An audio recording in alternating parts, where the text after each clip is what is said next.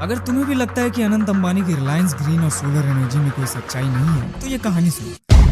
17 मई 2023 महाराष्ट्र के एक छोटे से गांव नानाखेड़ा में एक किसान जिग्नेश पाटिल ने वो किया जो शायद इतिहास में दर्ज होगा। भैया आज के इतने एडवांस दुनिया में भी इस गांव में बिजली उतना ही टिकती है जितना कि एक माचिस के तीली के ऊपर ईंट का मकान, यानी कि इरिगेशन का तो सपना भी नामुमकिन। सरकार ने कनेक्शन तो दिया था लेकिन गाँव के बड़े बाबू साहब कहलाए जाने वाले भ्रष्ट बिजली विभाग के कर्मचारियों ने कोई भी सहायता देने से सीधा मना कर दिया। लेकिन हमारे जिग्नेश बाबू निकले एकदम से सुपरमैन। मात्र एक इंक्वायरी फॉर्म भरने पर जिग्नेश के खेतों में लग गया सोलर पंप और बिजली के बड़े बाबू हुए दंग। पहले जिग्नेश के लिए फिर पूरे गांव के लिए 25 से ज्यादा परिवारों को मिला फ्री सोलर एक्सेस, यानी कि इरिगेशन हुआ आसान और बिजली मैडम हर घर की मेहमान। जहां सरकार भी नहीं पहुंच पाई वहां अनंत अंबानी पहुंच गए। तो बेटा अगली बार अगर तुमसे कोई बोले कि रिलायंस के इन इनिशिएटिव्स में कोई सच्चाई नहीं है तो ये कहानी जरूर सुना देना।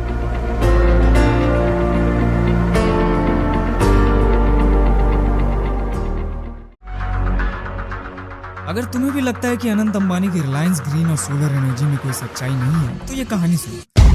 17 मई 2023 महाराष्ट्र के एक छोटे से गांव नानाखेड़ा में एक किसान जिग्नेश पाटिल ने वो किया जो शायद इतिहास में दर्ज होगा। भैया आज के इतने एडवांस दुनिया में भी इस गांव में बिजली उतना ही टिकती है जितना कि एक माचिस के तीली के ऊपर ईंट का मकान, यानी कि इरिगेशन का तो सपना भी नामुमकिन। सरकार ने कनेक्शन तो दिया था लेकिन गाँव के बड़े बाबू साहब कहलाए जाने वाले भ्रष्ट बिजली विभाग के कर्मचारियों ने कोई भी सहायता देने से सीधा मना कर दिया। लेकिन हमारे जिग्नेश बाबू निकले एकदम से सुपरमैन।